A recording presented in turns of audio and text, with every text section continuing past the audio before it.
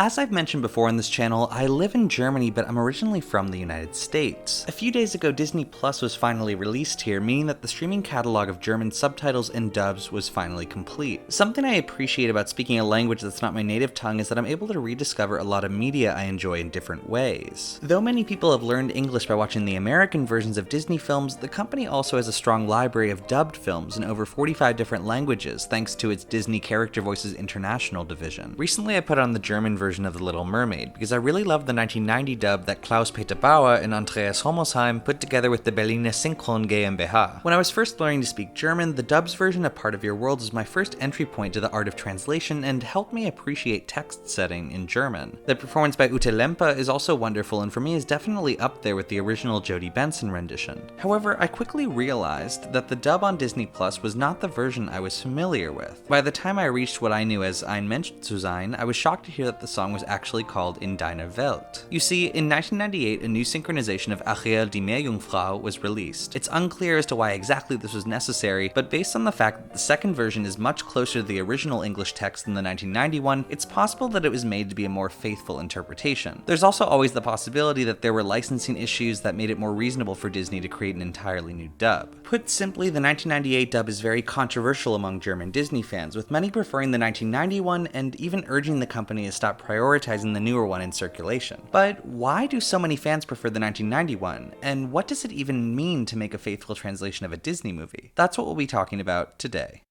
Want to be free, to be on the move, to go for a hike or whatever you like to do. To all there is to be done. It's fun, it's fun, it's fun. To be free, fun to be free.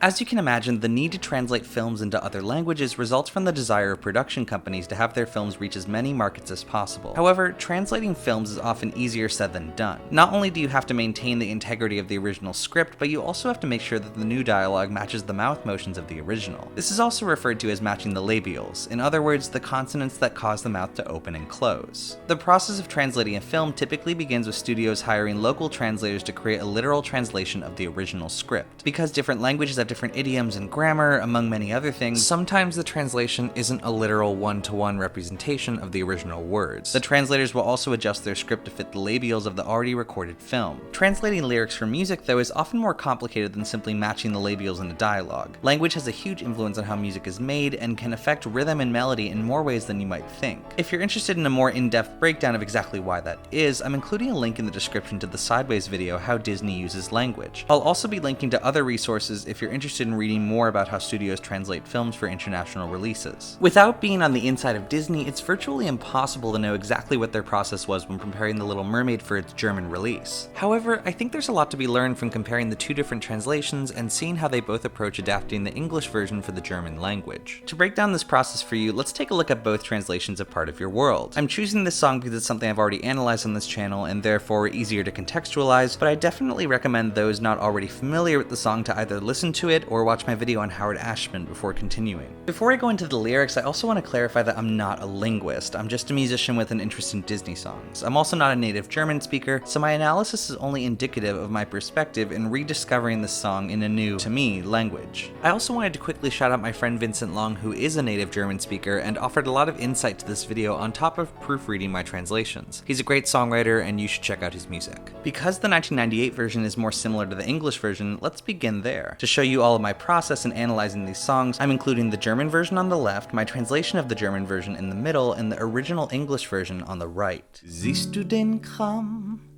Gar nicht so schlecht. Und meine Sammlung ist garantiert echt. Findest du nicht, Ariel? Ist die schon alles hat?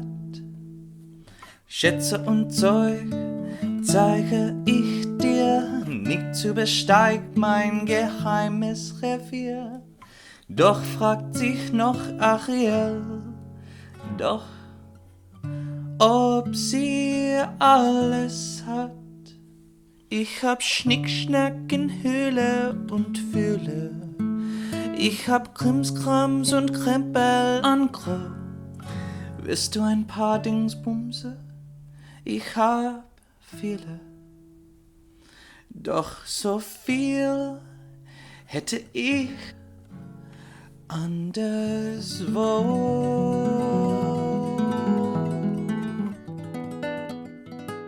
As I mentioned before, this is definitely a translation that's trying to retain the structure and overall concept of the original lyrics. References to Ariel's collection, and specifically focusing on the amount of things she has in abundance, is as close to a literal translation as you could get without sacrificing poetic integrity. There is a slight liberty taken in changing the line, "How many wonders can one cavern hold?" for "Nichts übersteigt mein geheimes Revier," but the concept is the same. Ariel has access to a place, and there's no debate that it's not unique when compared to other caverns. Something to like about this version as well is that it retains some of the silliness and whimsical nature of the original lyrics. Instead of gizmos, gadgets, and thingamabobs, the lyrics swap those colloquial nonsensical terms out for words that function similarly in German, like Schnickschnack, Krimskrams, Krempel, and Dingsbumse. Dort wo ich auch wie ein Mensch sein kann, dort will auch mal im Kreise tanzen, dort geh ich auch mal zu, wie sagt man das?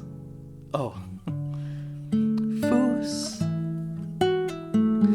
Fischige Flossen sind ungalant, Beine sind besser zum Springen, tanzen wie heißt das?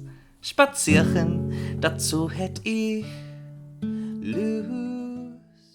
Another thing I appreciate is the line, "Fischige Flossen sind ungalant." It retains the sentiment that fins don't get you too far, but it uses the slightly nonsensical phrase of Fischige that sounds similar to the English flippin' your fins. Fischige Flossen, flippin' your fins. In einer Welt, wo alle gehen und nicht nur schwimmen. In einer Welt, wo warme Winde dich wehen. Dort, wo sie sehen und auch verstehen und Übertochten nicht bestimmen. Starke Frauen, die sich trauen und dazu stehen. This translation of the song also retains the point where Ariel wonders what actions others take regarding their daughters. The linguistics of German changes this line slightly, but the intent is clear. Ariel assumes that there must be other women like her who want something more than what they already have. However, the most important part of these translations in my eyes is the last few lines. The ending and general framing of the song is similar to the English version.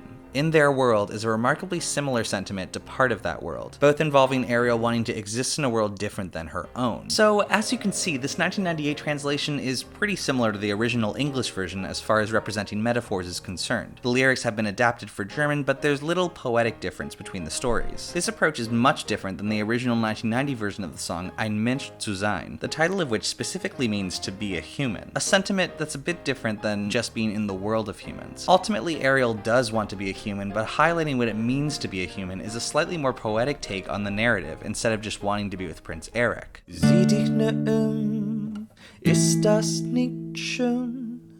Hast du sowas denn schon einmal gesehen? Glaubst du nicht auch, ich hätt viel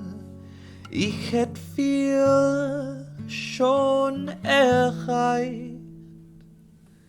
Sieh diesen Schatz, mein Lieblingsstück, ich hab's gefunden, fand ich nicht mein Glück. Siehst du dich und glaubst du wohl, klar, sie hat alles schon. This translation might be a bit different than the English version, but I feel like it actually represents the passion of Ashman and Mengen's part of your world. The opening lines communicate something much different than the other German translation, but they represent something that I think involves more passion. For example, allusions to Ariel having achieved all that she can achieve in her current environment highlights her need for something else. Her need to experience something more is also directly linked to her emotion. For example, she's able to find all of these wonderful things, but has yet to find happiness. Ich hab zahllosen Kram und viel Plunder. Ich erstick im Klimbim sehr nachher. Wirst du staunen? Hier kleine Wunder. Doch für mich reicht es nicht.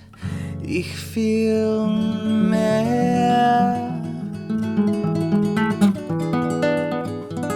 Like I said, I love how this translation is more poetic, with lines such as Ich ersticken klimbim seine her, painting the emotional territory. That being said, this version isn't all about poetic liberties. The verse about Ariel wanting to be where the people are is remarkably similar to the English version and is more accurate than the 1998 one. I think this version of the song communicates the emotions of the original better. For Ariel, it's not just about being next to humans, but becoming one herself. Once she does this, then she'll be able to live a truly free life. There's also the line about fire and asking how it burns. Though it's true that the 1998 version accurately translates this by asking Was ist Feuer und wie gerät etwas im Brand? The passion behind Was ist Feuer und wie ist es heiß feels for me closer to the original and is less wordy than the other translation. Was ist Feuer und wie ist es heiß? However, my absolute favorite part of this translation is how it ends. Was ist der Preis? Ich zahl ihn gern. Wär ich am Ziel, dort oben.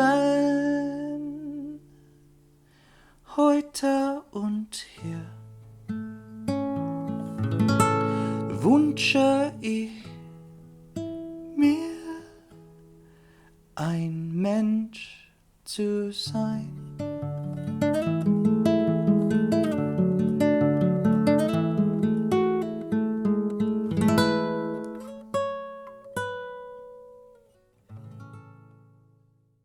To further communicate just how much Ariel would give up to be a human, she clarifies that no matter what the price is, she'll pay it. The last lines of Heute und hier wünsche ich mir ein Mensch zu sein feel incredibly painful and poetic. They are demanding, direct, and so desperate to the point where I can think anyone listening can truly feel Ariel's isolation even if they haven't experienced it firsthand. So I definitely have a bias as to which version I prefer. However, it seems that almost everyone who has a personal connection to Disney films has a specific version that they prefer to the rest. I believe this is what happens when you have a company like Disney whose main marketing tool is nostalgia, making it difficult for people to separate their enjoyment of certain art from their memories of growing up with it. My aforementioned friend Vincent shared his opinion on the translations with me, saying that he grew up with the English version of the film and never saw either of the German ones before I asked about them. He agreed with me that the 1990 version is definitely more eloquent and artistic when compared to the other one that just translates the English version directly. However, it's also worth mentioning that Vincent said that many of the German translations of American films can be read as awkward and unnecessary and also just lazy if not done correctly. Like I mentioned at the beginning of the video,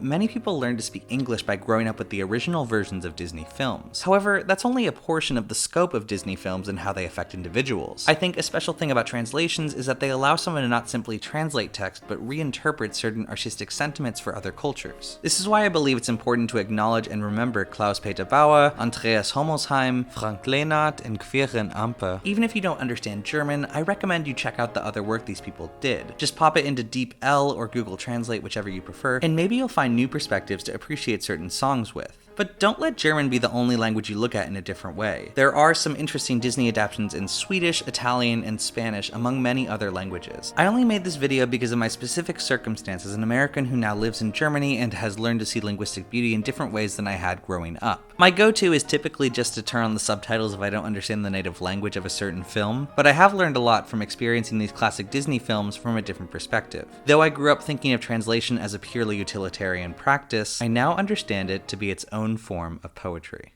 Was ist der Preis? Ich zahl ihn gern.